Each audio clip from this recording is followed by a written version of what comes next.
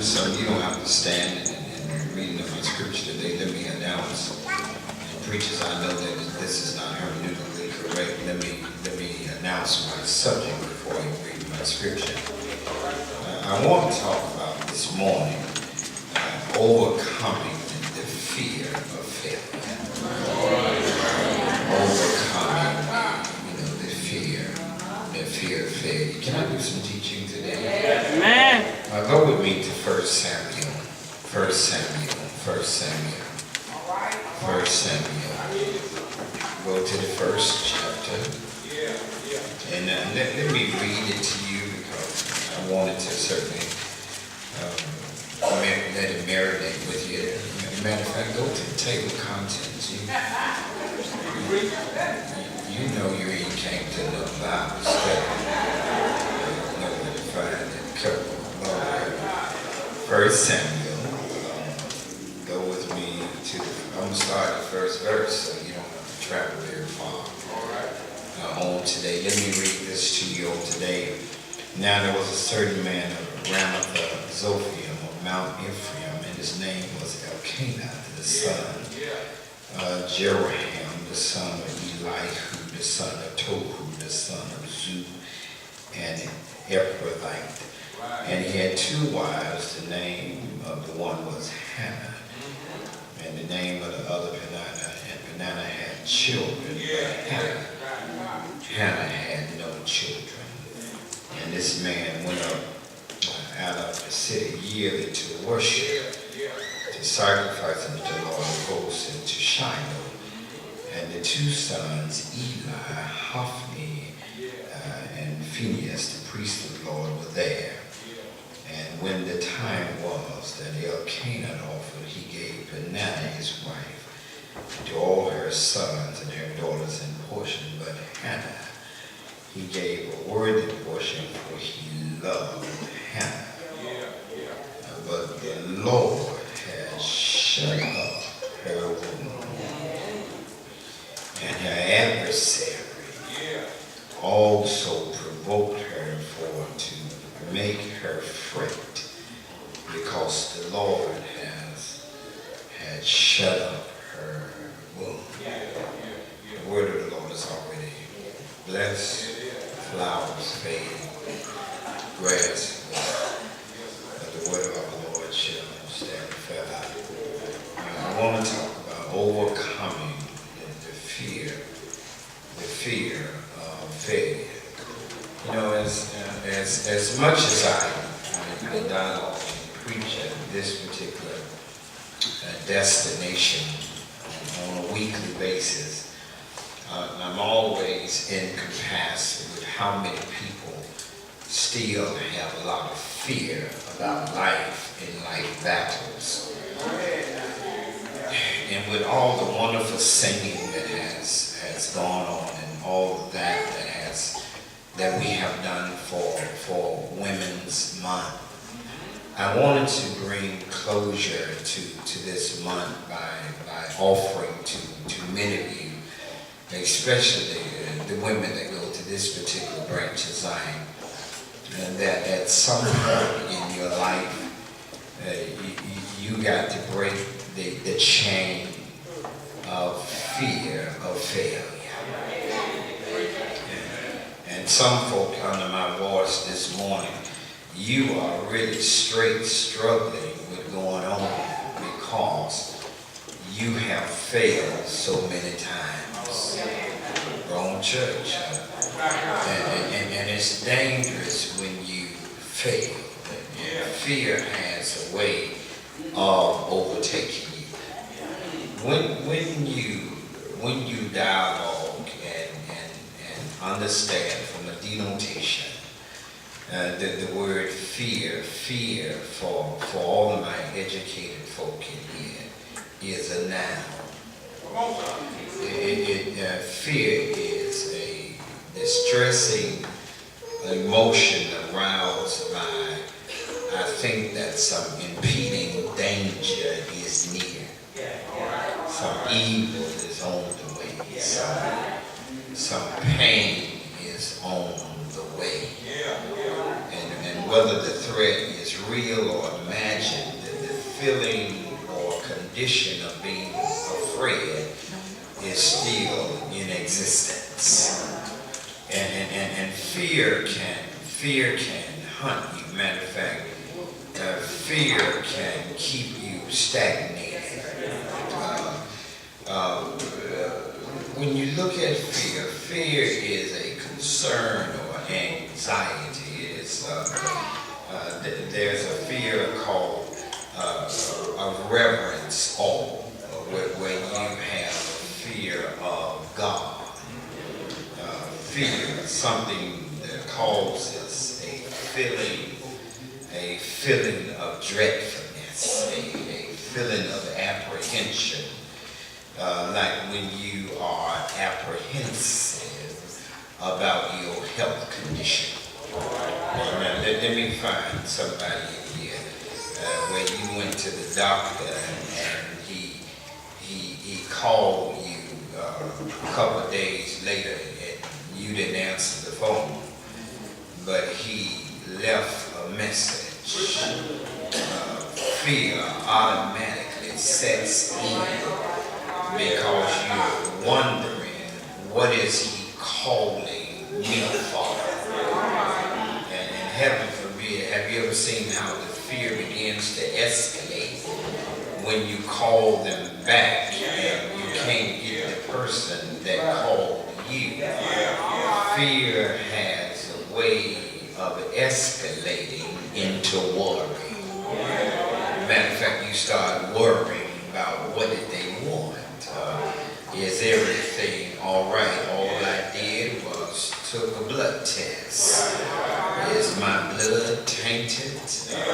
Is something wrong with me? Did they find something that I didn't know anything about? Look how fear will treat you. Fear will make you say, I was doing all right last week. It'll make you justify.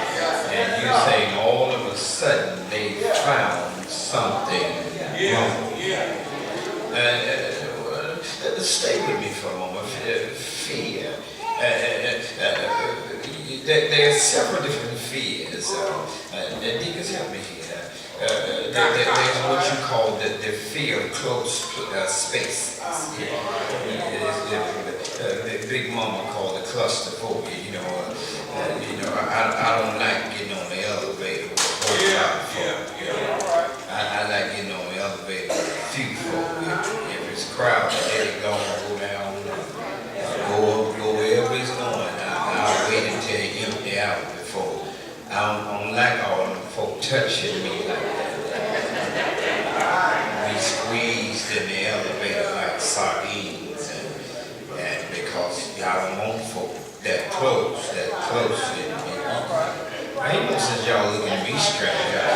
I'm gonna be down in your field in a few minutes. That close space, I'd rather go down the escalator. I'd rather go down the step than to be in an elevator with a whole lot of folk, and especially if they're loud. Some kids fear clowns. I got a couple of you in here that fear darkness. The only time that you did not fear darkness is when you was in the midst of your sin. Everybody came. Wrong church. I'm going to preach at the second service. The fear of darkness. And the older you get, there's another fear that has a hankering that hang around your doorsteps, that hang around your bedside. It's called the fear of death. You ain't gonna always remain being young and cute. You ain't gonna always have the swag that you think you got going on now. You ain't gonna be brother and sister Tippy to all your life. The day will come and you will end up wearing some flat shoes. Come on. Death has a way way of just showing up. And let me tell you something, there's the fear of flying. Some folk, John Madden, one of the most notorious football players in the NFL, could not fly because he feared flying. And when he became an announcer, he would ride a bus to every episode to even announce every game because he feared flying. And then there's some folk fear open spaces. There are those of you that's sitting in the church. You will never be the Women's Day speaker because you fear speaking in public. Matter of fact, you can have a beauty shop cosmetology experience, but you will never speak in public. Your shyness will tell you that, guess what, I got too much fear to speak in front of all of those folk. They are looking at me strange. And I don't want to, and let me help you with something. That's a good fear to have, because you don't want to see what I see every Sunday when it comes to fearing how folk look at you. I mean, folk would look at you like they just got through with you last night. Folk would look at you like they can't stand you. They don't like you. They mad with the end of the world, and you don't know nothing about it. And that will bring a fear on you. You can have your lesson plan all rolled out. Have an outline, 1, 2, 3, 4, A, B, C, room number 1, 2, and 3. And folk will make you feel like what you're saying is so crazy. And then there's the fear of snakes. Y'all woke up there. Lord have mercy. Fear, man. You come on. I got a couple of you in here, you can't stand a roach, let's know a snake. That's a fear. The fear of intimate danger. Then there are those that can't swim, that they fear water. Matter of fact, they won't, what James, both of them over there, they ain't gonna get in the boat with you, don't worry. I got some folk in here, they ain't going fishing. Not with you, because they fear water. They fear putting a bait on a hook. They come from a place. And when you deal with fear, fear has a way of captivating. Fear has a way of controlling. There are some folk fear rejection. And come on, help me here. And you've been rejected so many times until you think that rejection is normal. And you think that the next time you apply for the loan, guess what? They're going to reject you again. And the next man you meet, you feel like you're going to be rejected because the last one was crazy. The wrong place. Take me off there. I feel like fear is a dangerous thing. I got some men in here that fear commitment. They fear commitment because the last time they were committed, it did not turn out right. I wish y'all don't look at me so strange. I told you I've been preaching a whole lot recently. I ain't got much voice to preach it, but I'm going to preach this one today. It's something about fear, man. Fear will show up when you least expect it. Matter of fact, fear can stop your enthusiasm. Fear can stop your excitement. Lord have mercy. Fear will taint your accountability. And here's, Brother Williams, y'all talk to me here. Let me just say, man, y'all can talk, can't you? Oh, shucks, making me work so hard. There's this thing called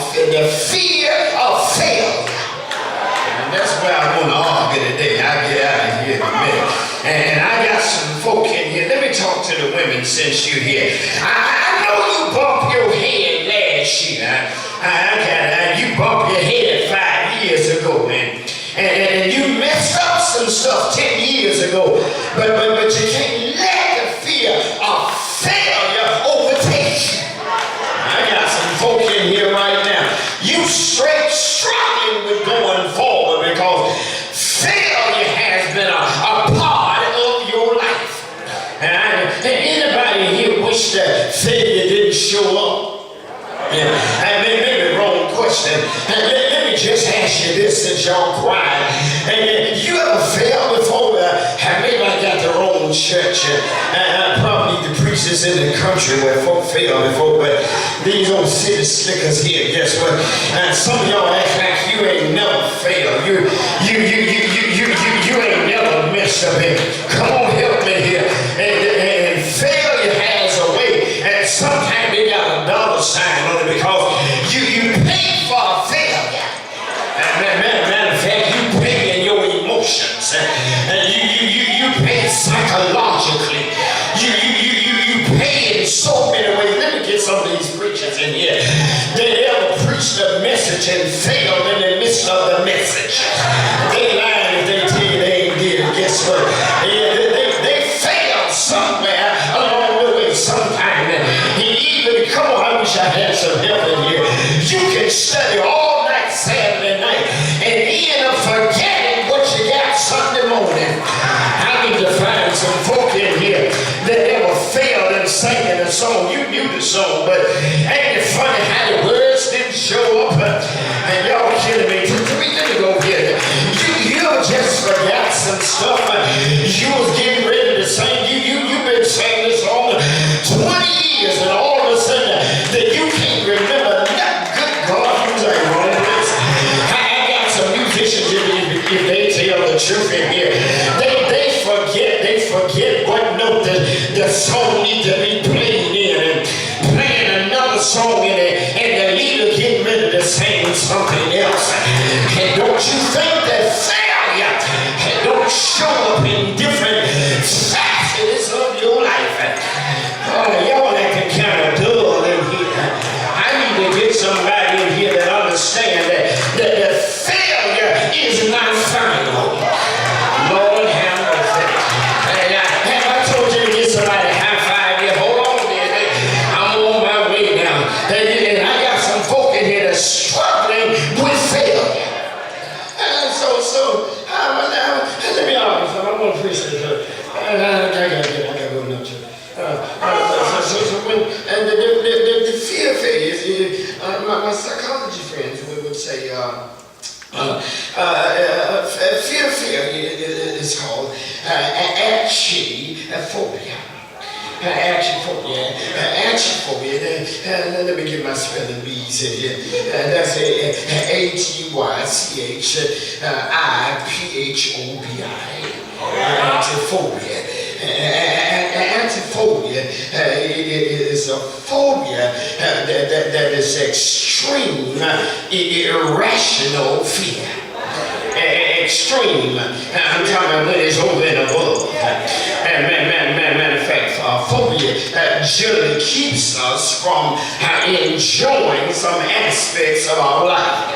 Now the fear of failure is often one of the most paralyzing phobias. And guess what? You've seen folk paralyzed in their body, right? And when they can't move, guess what?